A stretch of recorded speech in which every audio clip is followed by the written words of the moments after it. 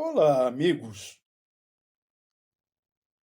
Esta é a vista de uma porção da Serra da Mantiqueira, uma cadeia montanhosa que se estende pelos estados de São Paulo, Minas e Rio de Janeiro. Devido à altitude, o inverno aqui na Serra é bem rigoroso, com temperaturas muito baixas, e a ocorrência de geadas e névoas é frequente, dando ao lugar uma aparência de regiões de clima frio. Sem contar que nos picos mais elevados aqui na Serra, o frio pode ser mais intenso, com temperaturas negativas, não sendo incomum as precipitações de neve nesses picos.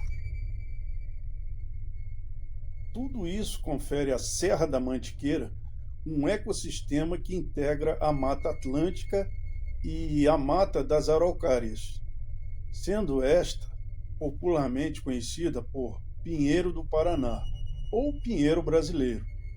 E, somado a isso, há uma imensa fauna nativa que ainda pode ser encontrada aqui, e da qual posso citar bichos como o veado campeiro, o lobo-guará, a onça pintada, a onça parda, o cachorro vinagre, a jaguatirica, a paca, o macaco bugio, o macaco sauá, o macaco prego, o tucano, o esquilo, o ouriço cacheiro.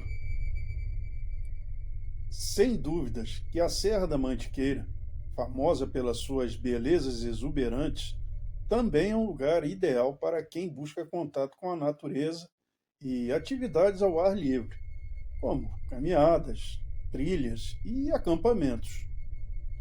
A região aqui ainda chama a atenção pela sua rica história e cultura, com cidades históricas e festividades locais. Mas por trás de toda essa diversidade, há um outro lado desse lugar.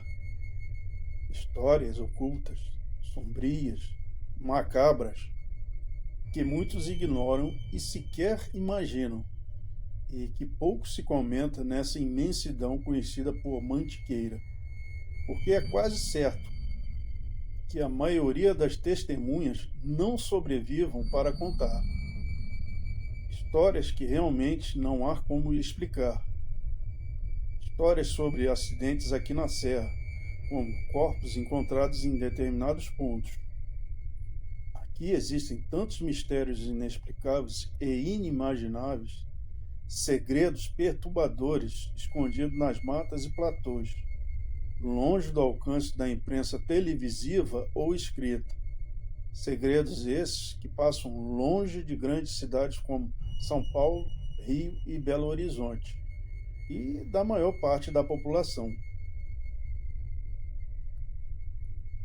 São segredos da Serra, que não devem ser falados ou examinados pela moderna visão científica e seus paradigmas. Há casos de pessoas que saem para caminharem por trilhas ou de caçadores inescrupulosos de outros lugares e nunca mais voltam. Ou esses ambientalistas de ONGs das cidades que, no alto da sua arrogância e pedantismo, não entendem nada das coisas da natureza, as coisas daqui da Serra. Sei de tudo isso porque vivo aqui nessas florestas, ermo e sozinho, há 40 anos, sem luz, eletricidade e as comodidades dos grandes centros. Mas, em compensação, tenho paz de espírito e longe do inferno que são as cidades. Meu nome pouco importa, mas se vocês quiserem, podem me chamar de Velho ou Velho da Montanha. Não importa. Sou, assim por se dizer, um autêntico ermitão. E desde que vim parar aqui, sei tudo o que aqui se passa e de todas as histórias sinistras que já ocorreram aqui nesse lugar.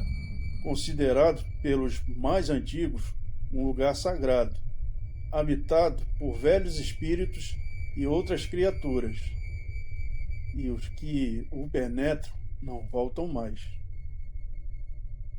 Alguns poucos moradores das partes mais baixas daqui e que me conhecem, de certo penso que, por eu viver isolado nessa floresta escura e assustadora, talvez seja um velho louco. Vocês então devem estar se perguntando como então consigo viver aqui e não temer os perigos da serra. O que muitas pessoas de fora não conseguem entender é que existem certos lugares dessa serra que são proibidos aos visitantes. Essa floresta aqui é sagrada. Ela e seus guardiões sagrados não tolera forasteiros e aventureiros. Não admite visitantes indesejados. Só aceita aqueles que não a ameacem e que realmente a respeitem e a compreendam. Um privilégio concedido a poucos, como no meu caso. E é por isso que vivo e viverei aqui até o fim de meus dias. Ah, e por falar em forasteiros, observo um grande grupo de montanhistas reunidos lá embaixo e outros vindo para aqui no platô. Antes eram uns poucos que se atreviam. Um jovem casalzinho aqui, um outro grupinho de jovens lá, mas nos últimos anos a quantidade de pessoas que têm aparecido por aqui para acampar tem crescido muito. O mau comportamento desses jovens e as más vibrações que trazem acabam carregando negativamente o ambiente e quebrando a harmonia, a tranquilidade da floresta, sem contar a baderna e as porcarias que trazem para se entorpecerem. Esses jovens sofrerão muito se não ouvirem meus avisos. E se não me ouvirem, eu sei bem como tudo isso termina. Isso me preocupa porque a juventude de hoje é frequentemente arrogante e autoritária. O mundo tem de girar em torno da sua verdade e necessidade.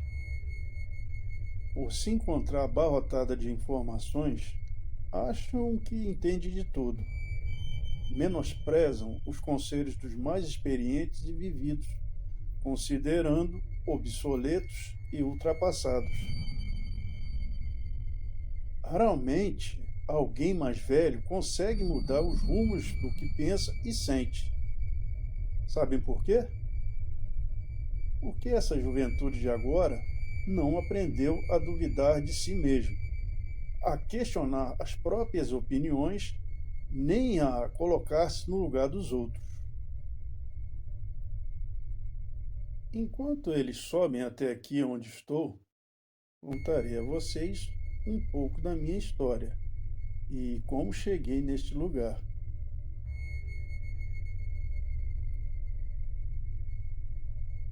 Como afirmei antes, sou um autêntico ermitão, e isso já faz 40 anos. E se querem saber, 40 anos atrás, eu, de certa forma, era ainda mais velho do que agora. Eu era engenheiro e trabalhava numa grande companhia construtora, uma das maiores do país.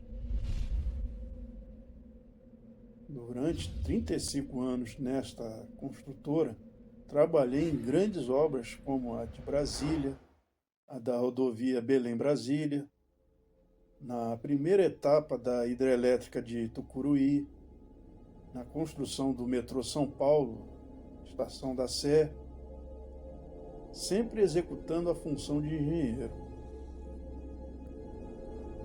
Meu emprego era bom.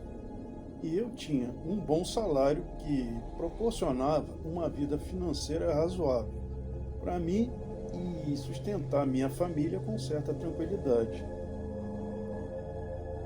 Até o dia, em minha casa, eu recebi uma correspondência do departamento pessoal da construtora. Ao abrir, li a mensagem que dizia: Parabéns, senhor fulano. O senhor atingiu a idade de aposentadoria. Por gentileza, compareça ao nosso departamento pessoal para regularizarmos a mesma. Durante os meus anos como funcionário da firma, o sonho de ter uma loja de material de construção sempre me acompanhou. E achei que, com minha aposentadoria, chegara a oportunidade de realizá-lo. Nessa época, meus filhos já eram todos casados e tinham suas próprias vidas. E eu já era viúvo por conta do falecimento de minha esposa uns 5 anos antes. Então, chamei um amigo para ser meu sócio no negócio e me ajudar a gerenciar a loja. Em princípio, usei grande parte das minhas economias que havia conseguido juntar durante os anos na firma para regularizar toda a documentação e ainda alugar um ponto comercial. A loja, a princípio, foi se firmando e conseguia vender alguns materiais, como areia e cimento. Um dia, porém, o fiscal da Receita Federal apareceu na loja. Descobri então que meu sócio não recolhia há meses os tributos e impostos decorrentes das atividades comerciais da loja. Além disso, descobri que ele havia retirado todo o faturamento do caixa e, quando fui até sua casa para questioná-lo, ele já havia sumido. Em resumo, meu sócio me roubava há tempos. Estava falido e, com muito esforço, eu, com o que sobrara de minhas economias, ainda consegui saldar as dívidas pendentes. Todos meus sonhos de autossuficiência econômica e realização caíram por terra. Minha filha casada convidou-me, então, para ir morar com ela e meu genro. Mas, com aquela vida monótona, comecei a me sentir velho e inútil. Em pouco tempo, observei que minha filha estava se sentindo incomodada com minha presença ali. E também acabei percebendo que eu não passava de um fardo para ela e meu genro. Tentei encontrar um novo emprego. Lia os anúncios, perambulava por diversas firmas. Mas quem iria empregar alguém que já estava no fim da vida? Sem contar que era impossível viver com minha minguada aposentadoria por mais tempo. Então, num certo dia, acabei aceitando os fatos e resolvi sumir do mapa. Disse à minha filha que iria visitar um amigo em Campinas. Mas, na verdade, usei o que restara de meu dinheiro para viajar pelo país, sempre pernoitando em algum albergue para economizar o máximo, quando não muito, até dormia em alguma praça. Durante um certo tempo, perambulava com destino incerto. Aos poucos, essa reserva financeira foi se esgotando mesmo economizando em tudo que dava.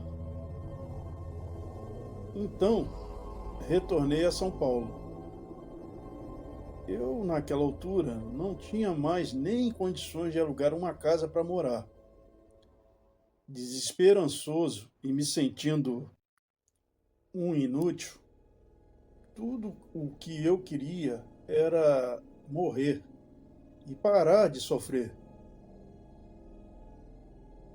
Sem pensar direito, acabei comprando uma passagem de ônibus para qualquer lugar do interior. Eu estava tentando ver até onde conseguiria ir antes de morrer e torcia para que isso acontecesse rápido. O ônibus percorreu pela Dutra durante horas e depois seguiu por uma outra estrada e acabei chegando na pequena cidade de Piquete, no interior paulista, na região do Vale do Paraíba. Era no início da noite.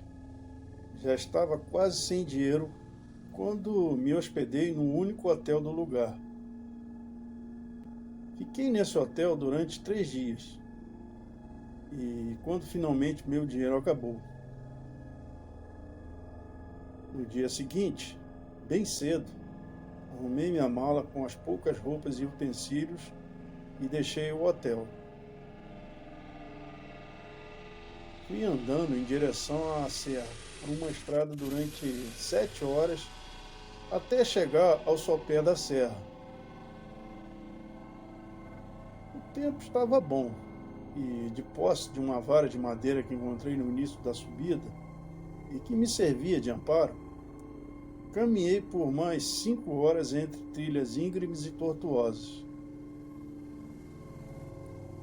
Até que finalmente cheguei aqui, esgotado e quase morto por horas de subida. Foi um milagre eu ter conseguido chegar aqui, nas condições em que eu me encontrava. Mas encontrei alimento e logo pude me recuperar. As frutas, a água e o ar daqui desta serra são dos mais saudáveis do mundo. Saciada a sede e a fome, acabei dormindo profundamente perto da sombra de um pinheiro araucária. Quanto tempo fiquei adormecido? Não tinha noção. Observando ao meu redor, notei que a floresta misturava vegetação de Mata Atlântica com uma exuberante quantidade de pinheiros enormes, de troncos grossos e que só poderiam ser abraçados por 5 pessoas. A vista me impressionou e até hoje me impressiona. Mas eu senti que era observado. Então, de repente, ouvi um estranho gemido que vinha não muito longe de onde eu estava. Achei que pudesse ser o pio de algum pássaro, mas não era. Novamente ouvi o gemido e constatei que se parecia com o de gente. Observei, mas não via ninguém. Estaria eu imaginando coisas?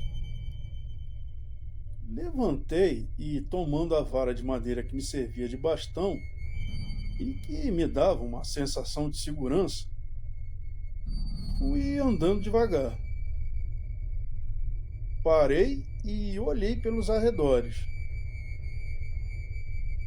Por ser uma área enorme, esse lugar, e por ter muitos pinheiros, era difícil ver algum animal ou pessoa que quisesse me observar de longe. Contudo, nesse instante, notei 2 olhos no meio dos arbustos me observando. No mesmo instante, então, ouvi uma voz suplicante. Quem quer que fosse, ou era um caminhante como eu, ou um outro caçador. Falei então que se fosse uma pessoa de bem, para que se mostrasse, pois ficar espreitando não era coisa de gente decente. Então, essa pessoa começou a falar. Era uma voz que expressava um português um pouco diferente, bem primitivo, mas eu consegui entender perfeitamente. Homem velho, ajuda eu, pé ferido, preso, armadilha de caçadores mal. Então, nos arbustos, e se apoiando no tronco de uma enorme araucária, saiu um homem cambaleante, com aparência selvagem, com uma barba e cabelos grandes mal cuidados. Ele estava todo sujo e, olhando para o pé daquele homem, vi que estava preso numa espécie de forquilha de ferro, muito usada por caçadores para capturar animais. Acabei ficando com pena daquele estranho desconhecido, uma vez que pensava se tratar de alguém como eu que passava por ali e acabou acidentalmente pisando numa delas e prendendo o pé, o que certamente lhe causava muita dor e sofrimento. Ele suplicou novamente, dizendo: "É ferido, homem velho ajudar, eu amigo, não ser homem mau." Pedi ao pobre homem que relaxasse, dizendo também que não era mau e iria ajudá-lo. Então, retirei a forquilha que prendia o seu pé, mais precisamente entre a canela e o tornozelo. Examinei o ferimento, que felizmente não era muito profundo. Por sorte, carregava dentro da mala um pequeno vidro de mertiolate, algodão e esparadrapo, para o caso se eu mesmo me machucasse, que aliás ali foi providencial. Limpei a ferida do tornozelo e em cima dela coloquei algodão embebido no mertiolate. Rasguei uma camisa que trazia dentro da mala e a transformei em ataduras para cobrir e proteger o ferimento. O estranho, aliviado, se recostou no tronco da árvore. Curioso, querendo conhecê-lo melhor, eu perguntei: "Quem é você?" "Eu ser Pedra Cinzenta. Eu ser amigo. Homem velho salvar Pedra Cinzenta. Pedra Cinzenta ser agradecido. Pedra Cinzenta agora irmão de homem velho." Respondeu o estranho com aquele linguajar primitivo. E em seguida o estranho se levantou, juntou uns galhos e pedaços de madeira fazendo uma fogueira, e então disse: